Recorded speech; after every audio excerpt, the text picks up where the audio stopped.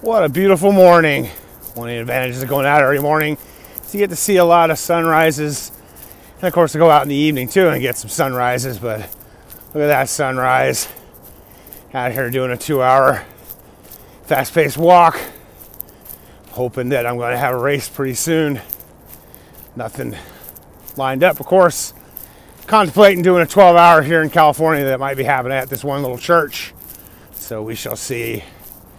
So just wanted to get that beautiful sunrise in. You have no idea how bad it gets. I wish I knew how to quit you. Famous line from Brokeback Mountain. And how I feel about ultras. You know, they get just really hard. I wish I knew how to quit them. As I was saying earlier, I'm thinking about going to do this 12-hour race on the coast at some church. Interesting that churches kind of they don't follow COVID rules. We've got a tent revival going on right by my house, which is pretty crazy, but I guess, you know, you got to do what you got to do. So yeah, you know, I'm thinking about this 12-hour race, but then I think, oh, you know, it sounds good on paper. And then once I get out there and it's physically not that big a deal. It's more just I get super bored and just like, oh, why am I doing this? And then I've been bailing, as I've said before, bailed 2019 quite a lot.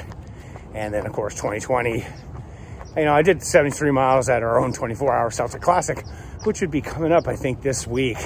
We're not having it, obviously, and wish we kind of were, but glad we're not, because then I don't have to be out there walking all night. So I'm always sitting here trying to figure out ways to do ultras, but not do ultras. And one of my ideas is, you know, just come, you know, like a 24-hour ice, do a marathon, take off, you know, the first 12 hours, do a marathon, and then don't come out until the second 12 hours and do another marathon. You know, get 50-something miles into 24, and that's plenty enough. But try not to do any more of this all-night grind-a-thons, which I'm known for, but just don't really want to do anymore. Side note, it's interesting when you Google that Brokeback Mountain quote, the top one comes up. It says, I wish I knew, and they spelled it without a K. So it's kind of funny that's the first one that comes up in the Google. And also, you know, I just walked 2 hours, a little over 11K, faster than I walked it the other day. Some reason this congestive heart failure.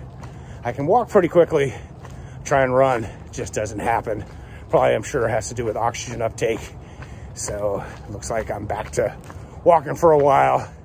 That's another one I wish I knew how to quit you and just quit running altogether and just be a walker. Yesterday, I watched the Tony Parker documentary on Netflix.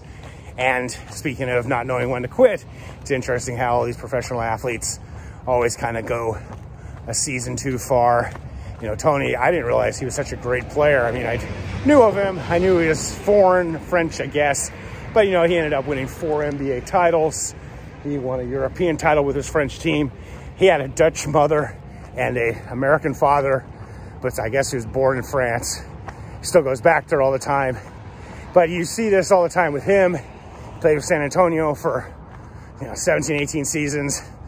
Left because he didn't think he was going to get to play as much, whatever, and went and played with Charlotte.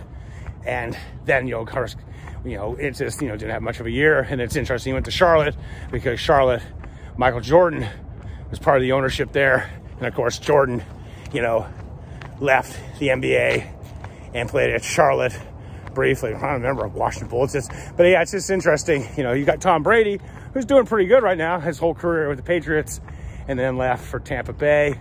They're still in the playoffs. We'll watch that this weekend, you know, Tampa Bay. But it's interesting, a lot of these athletes, you know, they don't know when to say when. I really like the Tony Parker in that it was interesting to see European French-based basketball. I think Europe has a much better model for youth sports. The kids that are really good, they have academies, and they don't even, you know, they get their education at the academies, but the focus is the sports instead of having here in America where we sort of have sports tied with our education system. But you know what? I think their method is really good. Tony has started his own academy in France with a men's and women's team. You see it often with soccer too. Another thing I really liked about Tony was that he was, you know, when he first started the league, he was like the youngest point guard ever. And then he, you know, he was part of that great team in San Antonio, but he took the role he was supposed to, you know, like the number 3 guy.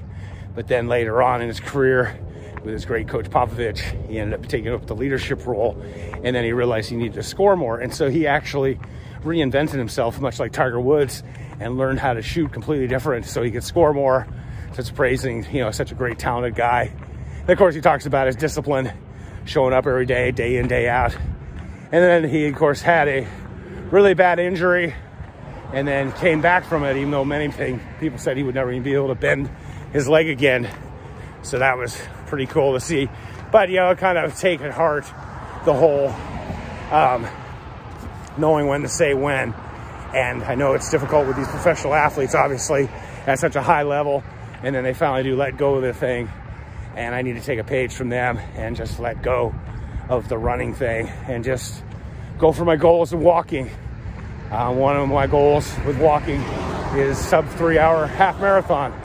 So possibly that's what I need to do and just move on towards new chapters. I saw an article, I talked about it, and on the internet, on Twitter, about one of the great things about running, and I'd say walking, is you can always have new goals and they can change all the time, and that's what you just need to do. So as always, stay healthy, be boring, not epic.